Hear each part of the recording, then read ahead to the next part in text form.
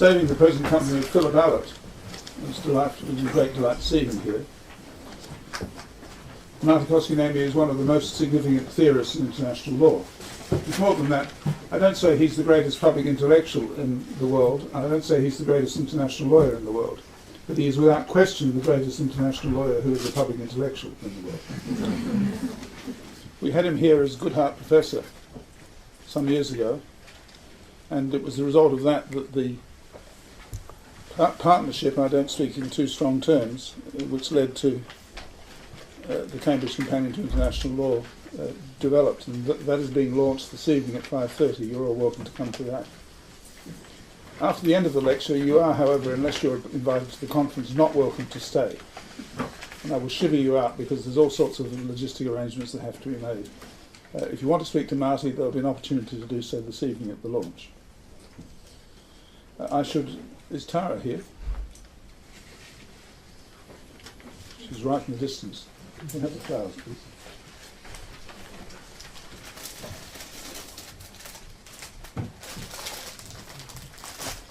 Well, while we're getting Tara, I'll give you the other notices that need to be given.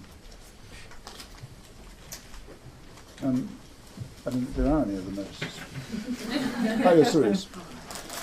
The title of today's talk is The Politics of International Law.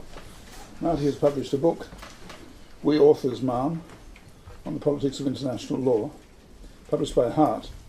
It is available to you at a 35% discount, and we promise to sell 4 copies. You can alternatively use the brochure for the talk today and get a 20% discount directly from Hart, thereby missing out on the 15%. So you'd be most welcome to buy one of these things afterwards, and there'll be someone available to take your cash.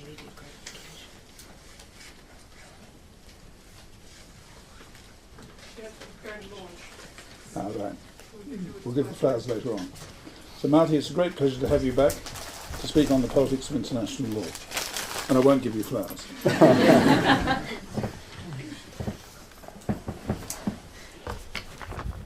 Well, it's a great pleasure to be back in Cambridge again, to see so many friends, colleagues, to see James, and the whole operation of the Lauterpacht Center once again.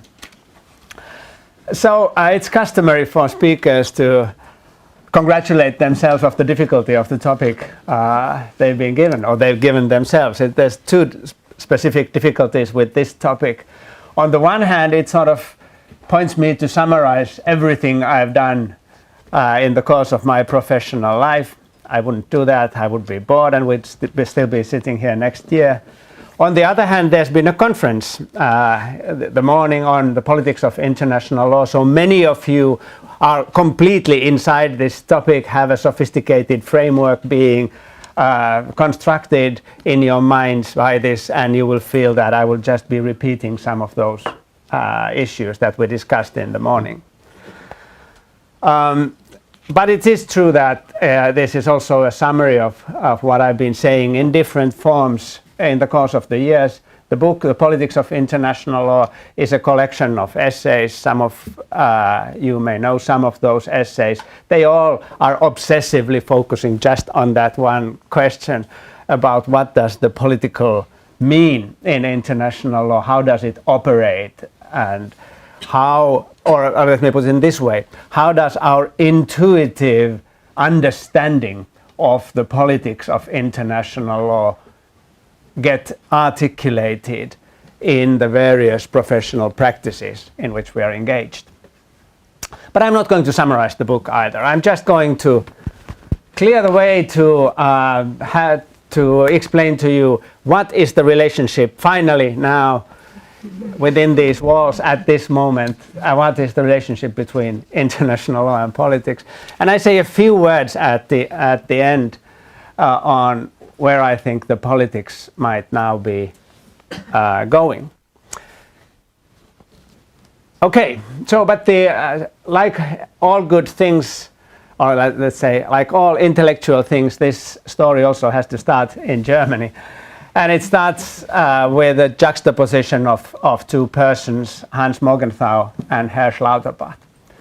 So Hans Morgenthau, the founder of of international relations, famously in the United States after he migrated, published his dissertation 1929 on the tasks and limits of international law. In German. It was a Frankfurt dissertation. And in that dissertation he asked himself the question, what is the role of law in the international political world? And he particularly wanted to address the question which many German lawyers, including his own supervisor, Karl Strupp, had been asking. How can we accommodate or deal with the famous reservation of vital interests and honor in international arbitrations? Is there a way to professionally deal with that? It's a political reservation, clearly. And Morgenthau said, well, it cannot be delimited or delineated in any specific way. That whether we feel a matter that deals with our vital interests or honor is a function of how intensely we feel about that matter. Politics is an intensity field. We start to feel a thing being political when we feel intensely about that. There is no way we can map out the aspects of the world about which people feel more or less intensely. Which led him to suggest in this book that there is no way to define or delimit international law and politics that would not be a political decision. So Hans Morgenthau, for him, everything in this, if here is politics, there is law. For him, law is whatever is left once the political has been delineated. The space of law, the little bit in this universe of things here, is constantly conditioned by our understanding of the political or our desires and passions, what we feel intensely. So what we are cool about and nonchalant about, that's law, and it's this little thing over here is what he said. Now, Lauterpacht, 1933, in Britain, wrote The Function of Law in the International Community precisely to refute this view. Lauterpacht's function also starts with the query about the nature of the reservation of vital interest and honor. Can it be delimited? And he says, like Morgenthau, for whom he had great appreciation. You can find Lauterpacht's review of Morgenthau's dissertation in the British Yearbook in the early 1930s. So Lauterpacht looks in particular at three different questions. He asks the general question that he asks is, what is the role of political in law? And he sees political intervene in three different ways. First is the vital interest and honor. He says, well, it's true that it cannot be delimited by any criterion, but we can all find a place to it in our imagination. As legal professionals, we have no difficulty in giving room to sovereignty. Sovereignty, of which vital interest and honor are an expression, is a legal notion. And of course there's a role for sovereignty, like there is for vital interest and honor, but that role is completely delineated by law, by legal argument, through judges on an everyday basis. The second question he asked was, well, what about the famous distinction between legal rights and political interests? People were saying at this time, if a matter deals with political interests, lawyers should not touch it, or deals with political rights. And again, Lauterpacht would say, yes, there is some truth to that, but this doesn't mean that lawyers could not delineate a specific area where political interests, that is to say, sovereignty operates. That area is delimited by law, and in this way can be dealt with. And the third problem he dealt with was the problem of peace. Many people were saying, not least because of the problems related to the Covenant of the League of Nations and the Paris Peace Treaty, that peace is not a legal notion, and we heard this in the Yugoslavia situation. For example, that when it's an issue of peace, then it has to be dealt with by diplomats or by soldiers. Lawyers really mix these things up, make life more difficult. And Lauterpacht said finally, well, this is an altogether stupid view of law. Lawyers are not that idiotic to overlook concerns of peace. If a concern of peace is real, it can always be articulated as a legal concern.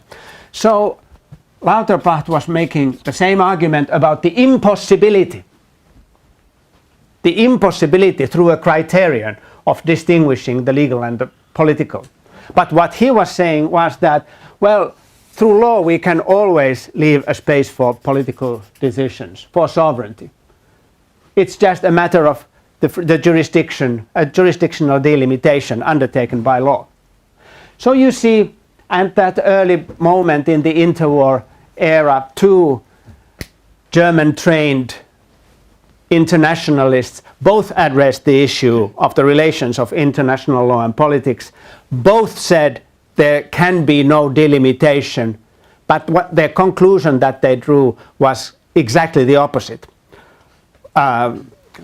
With Morgenthau saying politics determines whatever little role there is to law, Lauterpacht saying law determines whatever little role there is to politics and sovereignty.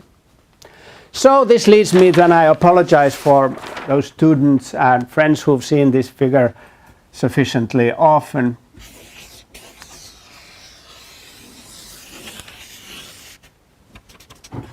So this leads me to now finally rid ourselves of the question and the problem, what is the relationship between law and politics? This image, which in the course of decades it has deteriorated very badly, I have to say. The animal isn't really very, very well at present, but this is of course the famous Wittgensteinian duck rabbit. It's supposed to be a duck looking in this direction and a rabbit looking in that direction. So the final answer to the question of the relationship between international law and politics is that it is exactly the same as the relationship between the duck and the rabbit in this image. Now, what is that relationship? What can we say about the relationship between the two? On the one hand, we can say that the distinction is not something in this image, in the world itself, in this image itself. The distinction is something that we operate in our minds. And we, of course, some of us are better and some of us are worse in this. And when I show, and as this is going to deteriorate in the course of further years, if I still am able to teach this, then it will become more and more difficult for audiences to imagine what's going on here. But especially if they followed my career in the past, they will train themselves and they will train themselves to flip the coin and to see, well, duck, rabbit, rabbit, duck, rabbit, duck, and so on. And if you ask small children, you will often hear that or see that they don't have that kind of flexibility. They usually say, well, it's a duck. And then you say, well, can't you see the rabbit? Can't you see the rabbit? And then slowly they get, yeah, oh, right. And then they train themselves. And then they become suave operators in the international world by being able to recognize from a discourse that they hear from a distance, whether it's a lawyer or a political scientist that's speaking. So it's not out there. And there is, in this sense, something quite nonsensical in asking the question about the relationship between law and politics, if it's the question about the relationship between the duck and the rabbit. But there's another important thing here. It's, of course, this is a famous image of Gestalt psychology in which we look at how people visualize things. And the point in Gestalt psychology is that we always visualize things as wholes. It's about the holism of our psychological lives.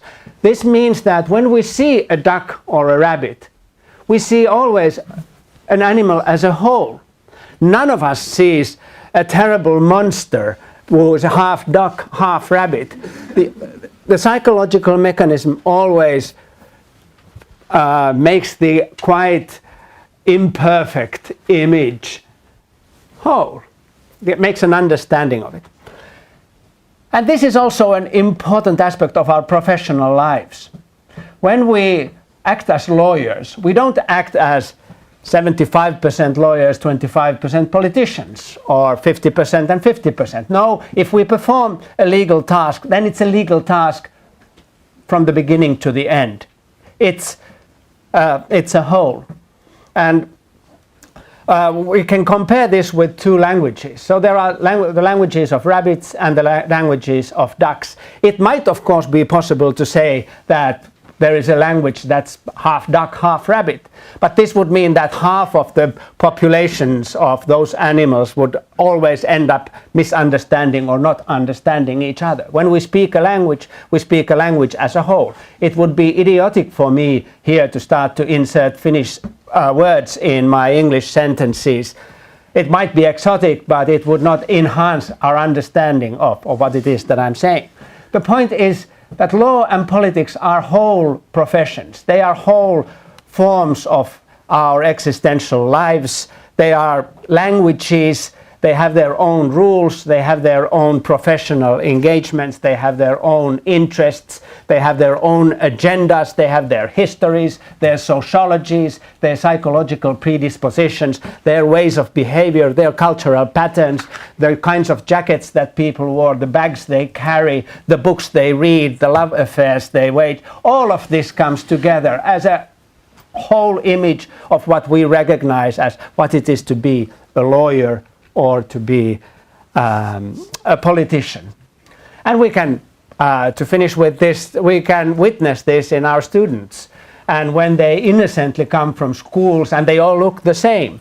And then after maybe 6 months, maybe 1 year, we start to recognize those who actually went to the law school. And they recognize that those who went to read political science, they start to seem different. They become different. Ducks separate from rabbits. From some understandable and meaningful standpoint, they are just the same. But from the perspective of their own understanding of themselves, they become different. They start to speak duck and rabbit. And they disagree about it with each other. And they have different preferences. Their politics is slightly different. And we all know in which ways they are different. So this is the final word about the relationship between law and politics. And I could stop here. But as you know, I still have 40 minutes to go, so I can't well stop here, and you've all come here. So I need to continue. So there is a further question to be asked. Well, why would one want to imagine oneself as a duck or as a rabbit? What specific interest is there for us to be rabbits today? Everybody, why are we rabbits? So we have this imagination about what it is that rabbits do in contrast to ducks.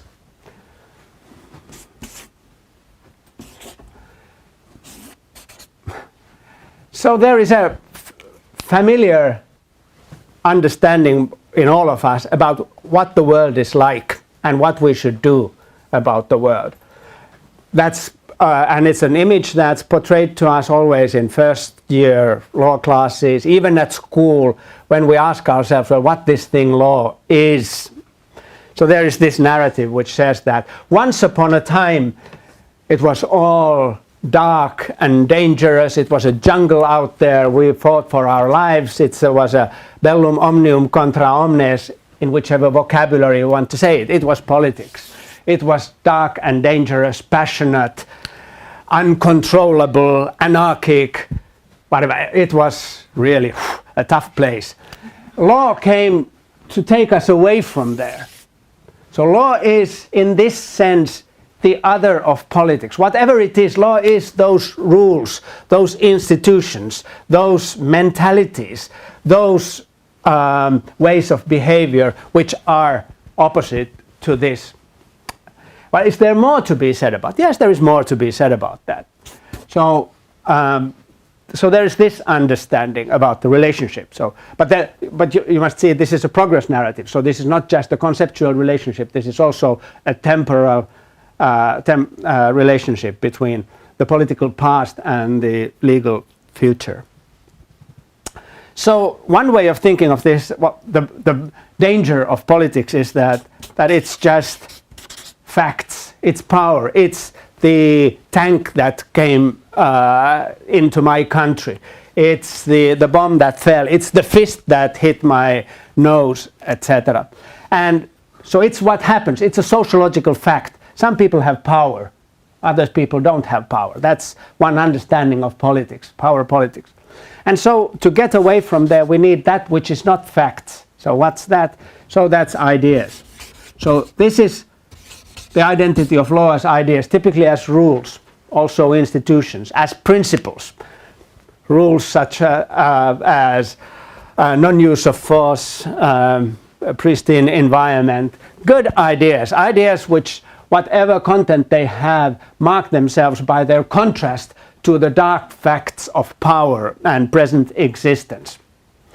So that's one way of understanding, and many political scientists, realists, present this kind of an image, in part to ridicule law because of the weakness of ideas if you juxtapose them with tanks and fists and power over there. Now Hans Morgenthau is on this side. I am a man who stands strong in the dark jungle that politics is, whereas you, Hirsch, Lauterpacht, or we here at the Lauterpacht Center are men and women of ideas who can just be swept away by whatever happens over here. So that's one understanding. Law has some non-factual aspect to it, which is, as I've put it many times, normativity. That's an aspect that law has. Law to the facts of power, law poses the normativity of ideas. But there's another understanding of the relationship as well. And it is politics as socialism, capitalism, neoliberalism, old liberalism, law as ideologies, law as utopias in the sky, politics as utopias and political ideologies, party programs, and so on. Why? In some ways, the world could be ruled by ideologies. Why isn't it ruled by ideologies? Well, because we think ideologies are dangerous. Ideologies are intangible. Ideologies are merely smokescreens for the passions and selfish desires of the speakers of the languages of those ideologies. So we can't rule the world. It's intangible. We can't rule the world through ideology. So we need the police. We need facts. We need legal facts, institutions. We need a court system. We need the fact of there being a rule book in which we can find out what the law said instead of consulting Father Lenin about what it is, how we should live. And there are dozens of narratives that link to both of these stories. This is the story of law as wonderful humanitarian ideas that intervene in the dark jungle of power politics. This is the story of law as policemen, order, institutions of society that intervene against the endless blabber of ideologues. Now, of course, this thing creates a perpetuum mobile in which one of the things that can be said about it is that for every idea that the law presents, somebody is able to say that, oh, that's only ideology, that's your humanitarian or UN ideology, it's a constitutionalist ideology, in which case you fall into being just an ideologue from the perspective of that speaker, and he or she can then juxtapose your ideology with the facts of the politics. So on both sides we move with facts and ideas, and on both sides we constantly juxtapose the opponent's ideas with our facts and the opponent's facts with our ideas. This was the perpetuum mobile that triggered that was constructed in the course of my writing of From Apology to Utopia now a very long time ago, and that appears and reappears over and over again in the various essays of this book, this more recent book on the politics of international law. Now, why do we still feel that law is able to trump politics? Because of the reason that we think that law enshrines ideas that are valuable against the dark facts of politics. But also because we think that law has a concreteness, a solidity about it, verifiability. Look at all these books which are here in order to show the concreteness of the legal world in juxtaposition to the endless debates in parliaments and at political rallies. To rely on this, we are on safe ground. Just to go by what the politicians say, we are not, and so on. So law has this rhetorical power that seduces us over and over again to imagine ourselves as lawyers instead of as politicians.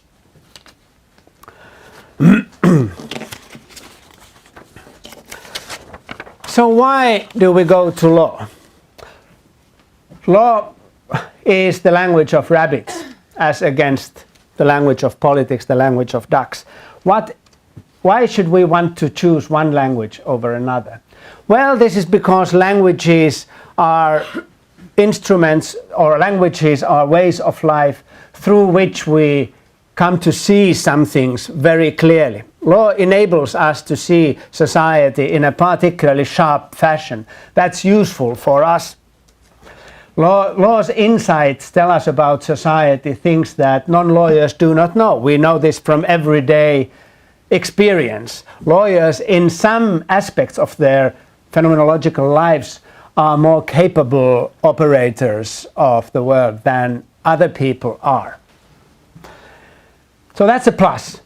But it comes with a minus. There's a blindness about law too. And we see this in some of the colleagues who, even at moments of friendship, in the evening, we've already left our jackets, we've had a couple of drinks, and they keep on and on about these cases they've read and about the new legislation, etc. The inability to look at life without the legal spectacles on. That's a huge human problem often, but it's also, I suggest, a big social problem. We don't want lawyers to rule the world, not because we wouldn't think lawyers would be as good as any others, but they are, after all, lawyers. They are the people who find a problem for every solution. We don't want them. We now need other kinds of people. So the legal vocabulary enables us to operate, but it also makes us hopeless operators in situations where we should just live. Now, but we are also called upon to be lawyers, to become rabbits instead of ducks, because it offers us a profession. And a profession empowers us. To be a legal professional goes together with a number of things that we want to have. The paycheck is usually, well, it could be better, but it's okay. The places we travel, the conferences we go to, the way in which people listen to how we speak in moments when the lawyer speaks. We enjoy that. So it empowers us. So that's the plus. Now what's the minus? Well, it makes us irresponsible. So it enables us to say, oh, it's not me who decides, it's, the decision comes from this book and off you go, 30 years to life, or whatever it is we say. So it's not we, it's the law. That kind of an attitude in some social circumstances is precisely what we want to inculcate. But, and the German history would be just one example, it would not be the only mindset that we would want to inculcate. The legal mindset is a mindset of personal irresponsibility. So again, a plus and a minus. Thirdly, to become a rabbit is to choose a set of projects. Law, in addition to being a vocabulary and a profession, is also historically situated in the advancement of some projects. The lawyer's preferences are not the common citizens' preferences. Law comes with a definite normative baggage. In the international world, we can mostly pick out very rapidly 5, 6, 7 kinds of preferences. It's a constitutionalization project, it's an institutionalization project, it's a project for empowerment of particular kinds. There are bureaucratic practices that are being advanced of certain types. There is an automation of social collectivities of a particular kind, and so on. Law is instrumental towards these kinds of projects. My own historical research now looks at how the idea of an individual right emerged, spread, and was attached to various kinds of social problems, to various projects of exercise of power in the world. It's instrumental, but it's also limiting. And many of us, especially in human rights classes, when we lecture students on David Kennedy's writings, we lecture to them about the various ways in which the legal language limits our ability to operate and help out those whom we want to help. It's instrumentally useful, but it's not a panacea. There's a final question about this aspect of law, the goods that law brings. It's a philosophical question. It's a question that is often raised in Europe, seldom elsewhere than in Europe, or at least, well, it's raised because the Europeans think they have some response to this, and this concerns the inner value of law. That there is some morality that automatically is attached to rabbits, but that ducks lack. I'm agnostic about this. I think it's for all rabbits, it's extremely important to imagine that they, alongside being rabbits, are also moral animals. That they read books, educate each other in moral vocabularies, and imagine that the duck's very business in the various ponds in which they exercise duck kind of authority. I realize I'm mixing now ducks and rabbits, which actually is a mistake. It's a terrible mistake that one should never do. But you get the point. So there is, I think, a value to it that lawyers think of their profession as having a morally articulable core or aspect to it. Now, but I do have something more to say about the legal project, and I have to, and this something more has to do with the why it is that I find it so difficult to think that rabbits, no, so it's rabbits, it's lawyers.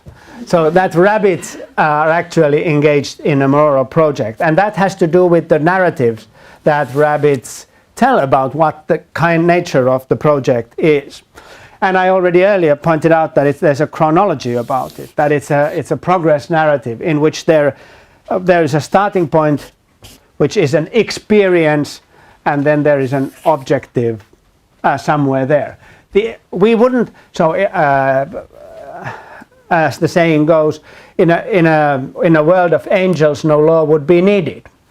We need law because we somehow feel that the present world is insufficient as it is, unacceptable in some aspects of it. And of course, we widely differ in our sense of how intensely we feel that the world is unacceptable or disastrous or slightly problematic, however we want to put that. Anyway, we need law in order to get us away from that experience, the negative experience, to some sort of a goal that's out there. Now, that's fine. That's an aspect of law. It's also an aspect of the fact that rabbits do think of themselves as moral animals. Where would they not be inculcated in this kind of a progress story, they would find it harder to think of themselves as acceptable as they come with the paycheck back home at the end of the month. But the experience that they have of the unacceptability of the world is problematic. Many people would say that the experience, this is a standard international law point, that the experience of unacceptability can be enshrined in sovereignty. Sovereignty. Herr Lauterpacht was typically one of these people. Many human rights, environmental activists, many people in the cause of fight against impunity feel that sovereignty is the problem. Sovereignty, they feel, is a problem because it's a kind of egoism. It's a way of turning inside. It's a way of keeping the world outside. It's just being obsessed about me and my power and my values and my preferences, whatever their nature. And if that is the negative experience, then of course the experience itself suggests what the project should be. The project should be community, international community. So we're all familiar with that kind of an understanding of the world. So here it is, we as lawyers are in the business of turning an unacceptable world of sovereign egoists into a wonderful world of communitarian sitting by the campfire and singing "We Shall Overcome" every evening. And if it were like that, if that were the way people felt about the world, then rabbits would be fine, and all they would need to do was to get out there to the pond and transform the damn egoistic small communities into a big community of the forest, for example. But that's, so not everybody feels this as the problem. As a matter of fact, many people feel that something they might call, for instance, empire is the problem. And this might be empire felt in many different ways. It would be the empire of, let's say, neoliberalism, or American empire, or empire of capitalism, empire of a suffocating ideology of some kind, a totalitarian thing, some aspect of the world that doesn't allow us to express our identity as in small groups, or our identity as individuals. It's an experience that we are being not allowed to express ourselves. We suffocate inside this homogenizing world. And from this, we of course, then this analysis of the situation, this malaise immediately suggests another project, which is the project of autonomy. Now here it is, the international lawyers that we are feel the world in terms of two different kinds of experience. On the one hand, the experience of untrammeled egoism. They do just what they want. We need to build a community. We need to tie us and take hands with each other. That's what we want to have. On the other hand, there are those people, well, there's too much taking of hands here, damn it. I want to take to control of my own hands, of my life, of everything that's special about me. Now, of course, these are both part of the problem and part of the solution. The experience that we as human beings have of the world isn't homogeneous. It is different. We feel the world's weight in different ways. We feel the weight of the world as alienated individuals bumping into each other like ships in the night, only obsessed about themselves. Or we feel the world as this religious sect into which we are all compelled to sing the same hymns, to think the same thoughts, to dress the same way, etc. And those opposite experiences give us two opposite projects. Now, however, again, these opposite projects aren't transparent.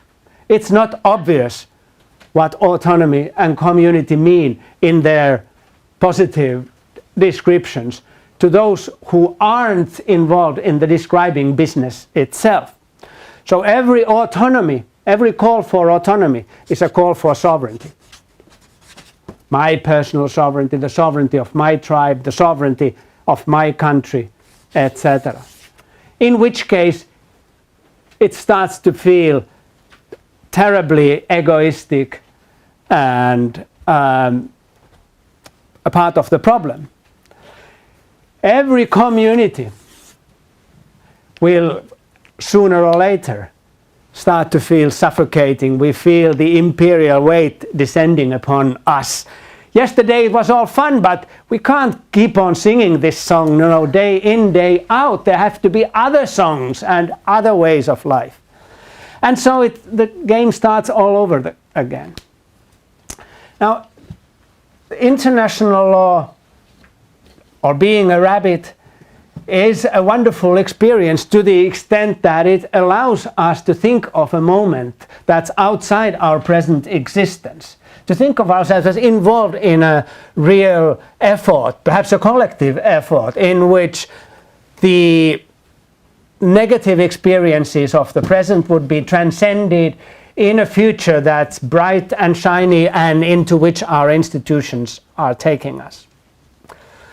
The problem with that is that we feel, as I said, the world's weight differently, and not only differently but in opposite ways, in ways that enable us collectively, but perhaps more interestingly, individually, to both want and not want what we intuitively first would like to have as our world-changing project.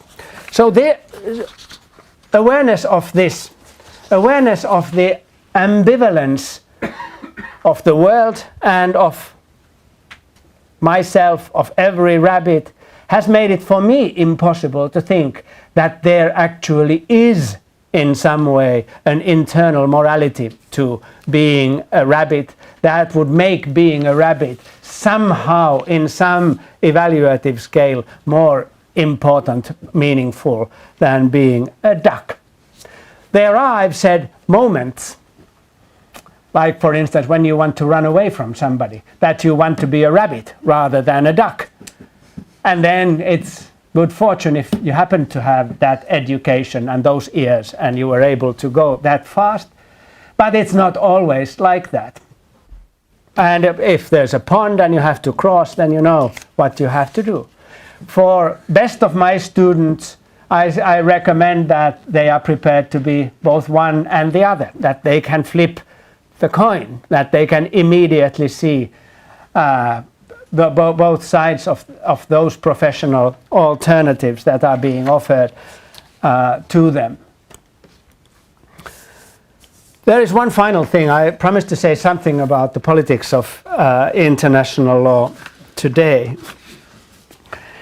So I want to set up a jus cogens prohibition to those of my left friends who in the course of the years together with me, have insisted on the politicization of this or that. We know it's a regular left theme to look at the politics of international law, of economics, to say it's political. Now, having said that often enough, and having gone through these images often enough, it has, I can report to you, come to transpire that that evocation of the political is meaningless. It doesn't mean anything. If you catch me still doing this in the future, well, I'll give you 50 euros, to put it no higher than that. So I want to invoke a prohibition of ever to look at the politicization of this, because it's to call for the politicization of this or that would be to insist on it being a duck or a rabbit. But there are questions of authority, of importance out there, questions of preference, questions of distribution, questions of good and less good choices. How do we go about them? So one prevalent phenomenon in my professional life has been the fragmentation of international law. And I don't want to go into this in any detail, but I've come to understand fragmentation as a professional worry among ambitious operators, that the legal vocabulary, that speaking rabbit, no longer carries the kind of authority that it used to. And therefore we have to speak trade law, economic law, security law, human rights law, environmental law, sports law. You have it. Now that development has been conventionally discussed in terms of the politics of expertise. We become more and more technical in our expertise, in our demand of expertise, in our recognition of what is authoritative in the languages that parade in the international political field. Now it seems to me that the relationship between law and politics is not the only relational thing in the world that can be articulated in terms of an analysis like this. What is environmental law? What is the law of the sea? What is chemical law, for example? In the course of the fragmentation project, I look at some examples, and I found that, for instance, if one imagines a carriage of chemical substances in, to take an almost random example, in the Baltic Sea, one can articulate that in legal terms in 9 different languages, 9 different, if you wish, rule schemes, 9 different professional sensibilities, 9 different frames: law of the sea, human rights, chemical law, the Baltic law, the law of the laws of the coastal states, etc., etc., etc.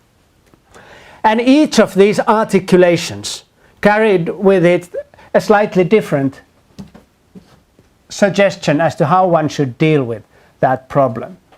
I suggest to you that this problem is endemic, and that everywhere, every aspect of our contemporary lives can be recounted in easily half a dozen, doesn't really matter how many expert languages. And each of those languages comes with its own cultural, sociological, historical, and of course economic biases. The task for active left-leaning, why not also not so left-leaning lawyers, to trying to operate in this world in a fashion that would be politically effective would today, it seems to me, call for what I've called a politics of redescription. Politics of redescription would be about looking at a problem out there in the world and describing, or in this case, redescribing the problem in terms of the language of which we, me and my friends, feel that we are authoritative. And then to deal with that problem in the way we want to deal with this. The politics of redescription is made all the easier because those who are responsible for the fragmentation, for the rise of the rule of technical languages, are usually committed to believing that each language is or addresses an ontological aspect of the world, that each language is the authentic representative of what it is that it purports to represent. If there is one thing that rabbits learn in rabbit school, it is that there are no such languages, and that rabbits that the special professional ability of rabbits is to jump from one language to another, to be native language speakers in as many languages as they have political projects. And I end with that ambiguous note. Thank you.